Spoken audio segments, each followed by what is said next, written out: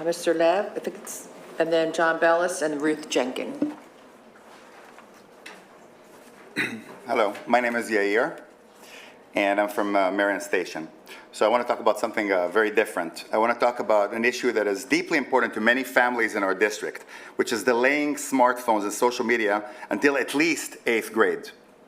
You may have heard of a global movement called Wait Until 8th, but our efforts here are deeply local. Hundreds of parents just in the last few weeks in the mainland have come together because they believe in letting kids be kids a little bit longer and making sure that waiting to introduce cell phones and smartphones and social media is even an option.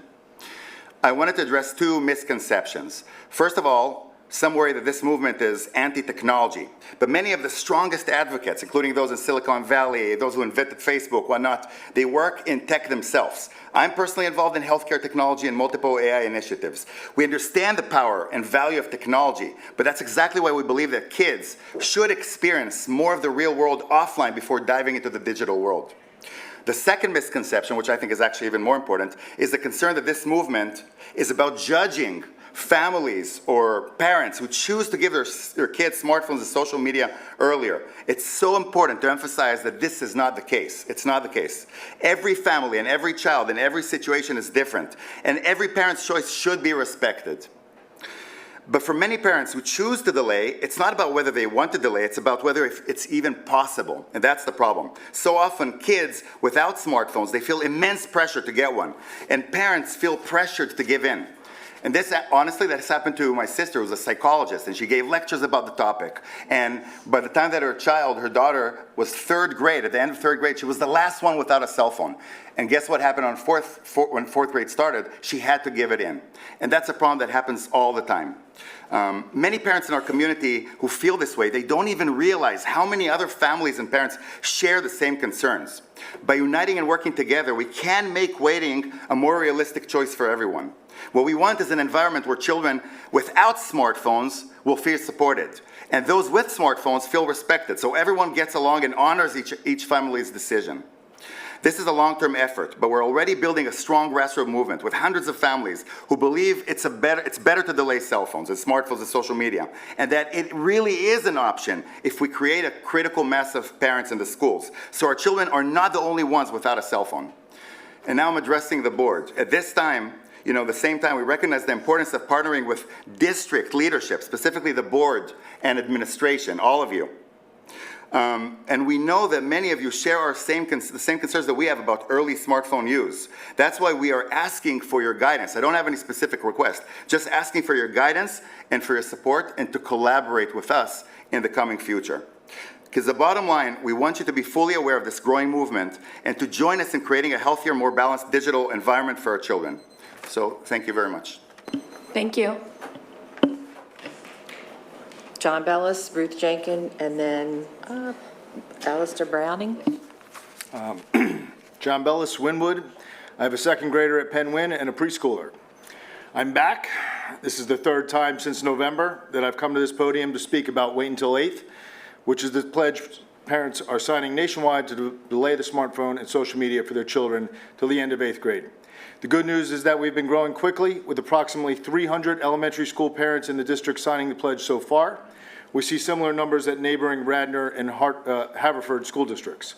We recently started a WhatsApp chat and a Facebook group for parents who want to do more than just sign the pledge, and they've both gained hundreds of subscribers in just a matter of weeks. On March 26 at 8 p.m., we're hosting a Zoom webinar for anyone in the mainline community who wants to hear Dr. Beth Rosenwasser, a local expert, to discuss screen time issues with parents. Occasionally, we come across a parent who disagrees with the pledge or wrongly believes that it is an anti-technology pledge, which we do not argue with them. We do not argue with them. We respect everyone's parenting beliefs, and we're not trying to force a new rule on anyone who doesn't see it our way. What we are trying to do is simply make parents aware of this movement so that those who agree with it know they are not alone in delaying. We don't need every parent to sign the pledge, but we need to reach a critical mass so that the smartphone-free children don't feel they're the only ones in school without Snapchat or Instagram or TikTok. We have engaged with principals and HSA presidents across all 6 elementary schools about including our flyer in their weekly newsletters and setting up tables at school events. Nearly all of them are supportive, but many are afraid to promote it without the board's approval. Several principals and HSA presidents have told me directly that they must hear permission from the board or the ISC to simply include our flyer in their newsletters.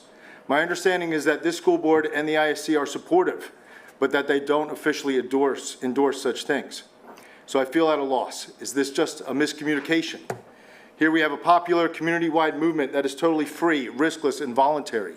The leadership in this room seems to be in favor of it, but the staff in the schools is left wondering what the board's position is and therefore afraid to help spread the word. We are not asking for the board to endorse formally or to issue any directive for action. All we need is a simple statement that the school district employees won't get in trouble if they decide to help us. A simple statement that they are allowed to promote Wait Until 8 if they choose to, just like the dozens of other community programs that we see in the weekly newsletters. I respectfully ask the board to make a simple statement for the record tonight to assure the principals, HSA leaders, and teachers that no one will get in trouble for promoting this pledge. A written statement would be great, but a short video clip would probably get the job done, which we could have right now. Will you make that statement for us now to clear up this confusion once and for all? Thank you. You know, excuse me, while you're there, we've been following this, certainly, and we don't disagree with you.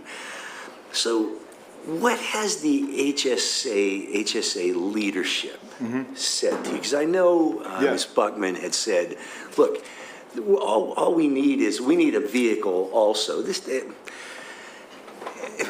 Somebody who's done this for a long time, if the board, if you come up with a good thing, just like you have, come to the board, the next person will come up with a good idea, come to the board. And it could be endless. I mean, there's lots of good ideas. So what we were saying, and I know we said it to you, is to just get the HSA leadership. I think it's the ISC, yes. Is that right? Yes. And have them endorse it, and we will put this on our website. It's just not a, it's just. That's where I'm confused. The ISC is totally supportive. I'm in contact with Lisa and Cammie. They support it, but they say their bylaws do not allow them to endorse anything. That's not what they do. They've endorsed things in the past. I'm pretty sure they have. I don't know. So I just feel like there's some kind of miscommunication here. So why don't we circle back at the end of this? I hate that. My husband's going to be listening to this telling me I should never use that statement. Why don't we chat after this? Because I think it's just a communication clarity, and maybe it's the word endorse, and maybe it's just share. Well, that's what I'm trying to change and here. you guys We both don't said need that your really endorsement. clearly. We just need to have people not feel they're going to be in trouble. That's, and I think that's great. Great. We can figure it out. We'll get Amy and we'll Yep, we'll Can chat.